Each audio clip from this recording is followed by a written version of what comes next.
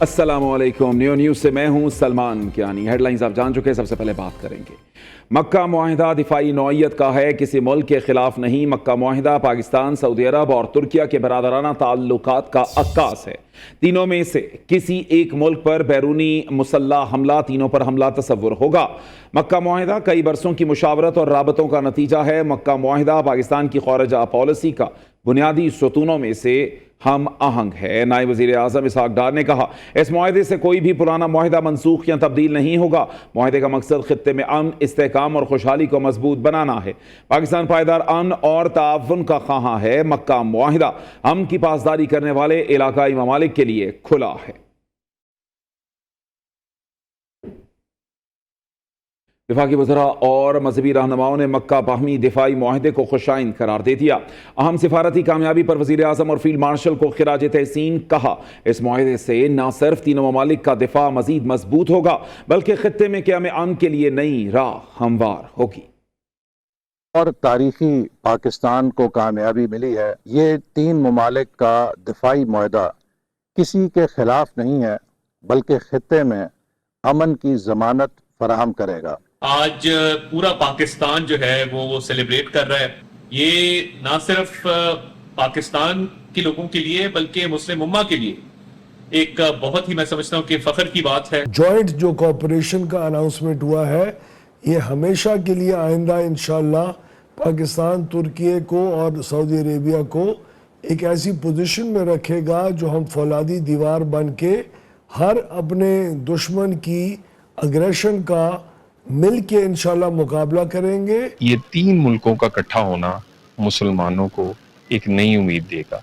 ना सिर्फ इस रीजन में अमन लेकर आएगा, बल्कि पूरी दुनिया में ये स्टेबलाइजर का रोल प्ले करेगा, बैलेंस करेगा। ये मुकद्दस दस्तावेज जो है, ये मुसलमान उम्मा के उस इत्तेहाद की नवीद है जिस इत्तेहाद से मुतल्लक जो है वो मुसलमान उम्मा ने ख्वाब देखे, और आज ये एक तारीखी सुनहरी लम्हा जो है वो आन मौजूद हुआ है। इस मुआहिदे का बुनियादी मकसद तीनों ममालिक के दिफा, सलामती और इस्तेहकाम को मजबूत बनाना है, आपस में ताउन को आगे बढ़ाना है। हाँ, ये बात वाज़ेह है कि किसी एक पर हमला, तीनों पर हमला तस्वुर किया जाएगा।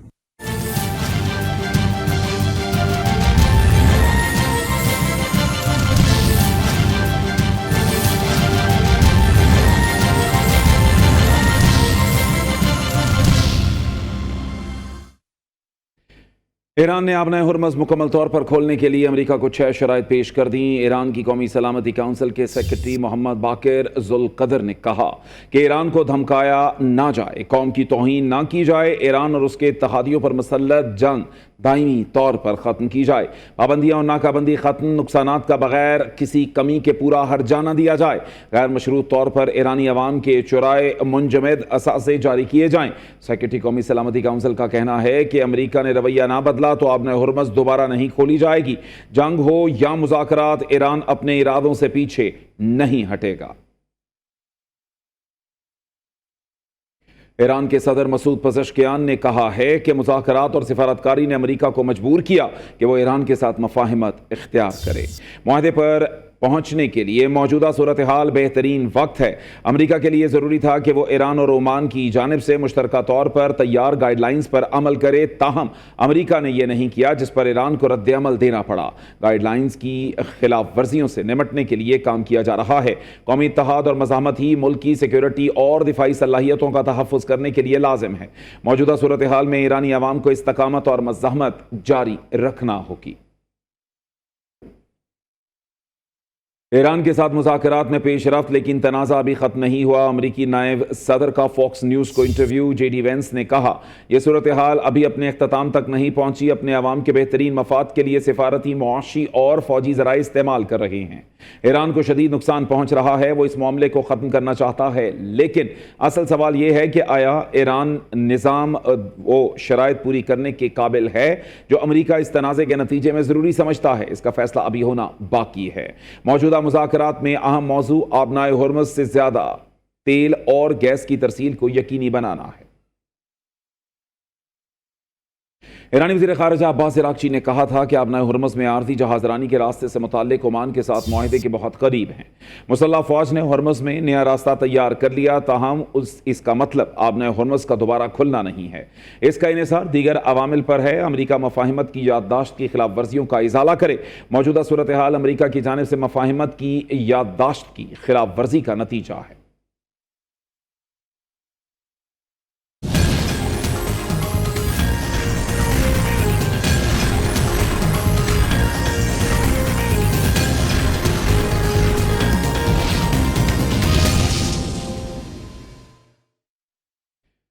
आज़ाद कश्मीर इंतखाबात का तीसरा मरहला कल होगा। इंतखाबी सामान की तरसील जारी है। बाग और ज़िला हवेली में पोलिंग होगी। इलेक्शन कमीशन के मुताबिक पुंछ डिवीज़न के 2 अजला में इलेक्शन होंगे, 2 में मुलतवी किए गए। पुराने शेड्यूल के तहत पुंछ डिवीज़न के 4 अजला की 11 नशस्तों पर इलेक्शन होना थे, अब 4 नशस्तों पर पोलिंग होगी।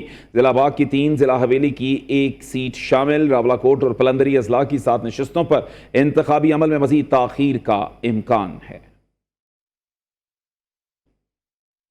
आज़ाद कश्मीर में इंतखाबात का तीसरा मरहला कल होगा, लेकिन इंतखाबी अमल से 1 रोज़ कबल सियासी दर्जा हरारत उरूज पर। पीपल्स पार्टी आज़ाद कश्मीर ने मरहलावार इंतखाबात और इलेक्शन कमीशन के किरदार पर शदीद तहफ़्फ़ुज़ात का इजहार करते हुए धांधली के इल्ज़ामात आयद कर दिए। पार्टी रहनुमाओं ने मुतनाज़ हलकों में शफ़ाफ़ तहकीकात और इंतखाबी अमल का असर नौ जायज़ा लेने का मुतालबा किया है। हल्का वस्ती बाग के अवाम वोट के जरिए इलाके के मुस्तकबिल और सियासी समत का फैसला करेंगे। पोलिंग के रोज़ अवाम भरपूर अंदाज में वोट कास्ट करके जमहूरी अमल में अपनी शिरकत यकीनी बनाएं। सदर इस्तेहकाम पाकिस्तान पार्टी सरदार तनवीर इलियास का कहना है, अवाम अपने वोट के जरिए ये तय करेंगे कि वो किस क़यादत पर एतमाद करते हैं और अपने इलाके के मुस्तकबिल के लिए किस सियासी रास्ते का इंतखाब करते हैं। अवाम का एतमाद ही उनकी असल ताकत है। उम्मीद है हल्का वस्ती बाग के अवाम अपने वोट के जरिए इस्तेहकाम, तरक्की और तामीर के साथ साथ मजबूत क़यादत के हक में फैसला देंगे। अवाम अपना जमहूरी हक इस्तेमाल करें और इंतखाबी निशान औकात पर मोहर लगाकर अपनी राय का इजहार करें। वज़ीर आला पंजाब मरीम नवाज से बिहाड़ी के अरकान सूबाई असम्बली की मुलाकात। सियासी उमूर, तरक्याती और अवामी फलाही मनसूबों पर बातचीत। 5 दिहाइयों से सिंगल और खस्ता हाल बिहाड़ी मुल्तान रोड को 2 रोया शानदार एक्सप्रेस वे में बदलने पर अरकान सूबाई असम्बली का इजहार तशक्कुर। अरकान सूबाई असम्बली ने वज़ीर आला मरीम नवाज शरीफ को मुल्तान बिहाड़ी रोड की बहाली पर अवाम के शानदार फीडबैक से आगाह किया। अरकान सूबाई असम्बली ने बिहाड़ी में इलेक्ट्रो बस सर्विस के आगाज पर भी वज़ीर आला मरीम नवाज शरीफ का शुक्रिया अदा किया। बुलेटिन में खबरों का सिलसिला यूं ही जारी रहेगा, लेकिन एक ब्रेक के बाद।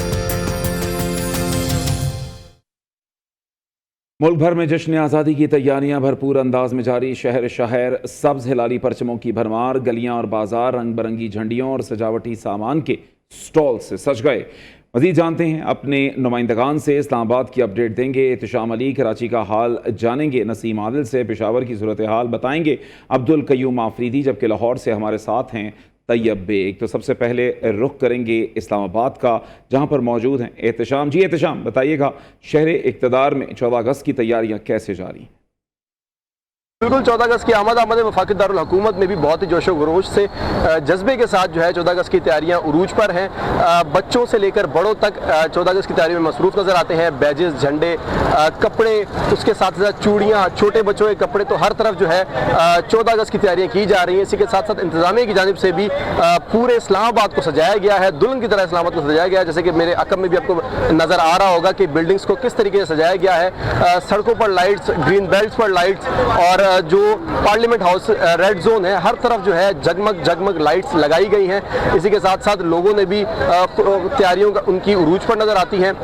जबकि बात की जाए, इस वक्त मैं मौजूद हूँ न्यू बिली एरिया में, यहाँ पर भी काफ़ी रौनक नज़र आ रही है और ये इसी तरीके से ये रौनक 14 अगस्त तक जारी रहेगी। जी अच्छा ठीक है, हमारे साथ ही रहिएगा। कराची का रुख करेंगे जहां पर मौजूद हैं नसीम आदिल। नसीम आदिल, बताइएगा शहर कायद का क्या अहवाल है 14 अगस्त की तैयारियों के हवाले से? देखिए, मुल्क भर की तरह कराची में अभी 79वां जश्न आज़ादी जोशो खरोश के साथ मनाया जा रहा है और जो उसकी तैयारियां हैं वो ज़ोरों शोर से जारी हैं। इस वक्त मैं कराची की मशहूर झंडा गली में मौजूद हूँ, जहाँ पे कौमी परचम और दीगर जो 14 अगस्त के हवाले से जो यहाँ पे तैयारियाँ हैं वो यहाँ पे जारी हैं। लोगों की बड़ी तादाद ने यहाँ पे झंडा मार्केट का रुख किया है, यहाँ पे झंडे खरीद रहे हैं और कौमी परचम नुमा जो लिबास हैं बच्चों के वो भी यहाँ पे अपना फ़रोग़ हो रहे हैं। काफ़ी यहाँ पे गहमा गहमी है। रात के इस वक्त भी यहाँ पे काफ़ी लोगों का हजूम यहाँ पे मौजूद है और जश्न आज़ादी की तैयारियाँ यहाँ पे ज़ोरों शोर से जारी हैं। जी अच्छा ठीक है, अभी हमारे साथ रहिएगा। रुख करेंगे पेशावर का, जहां पर मौजूद हैं अब्दुल क़य्यूम आफरीदी।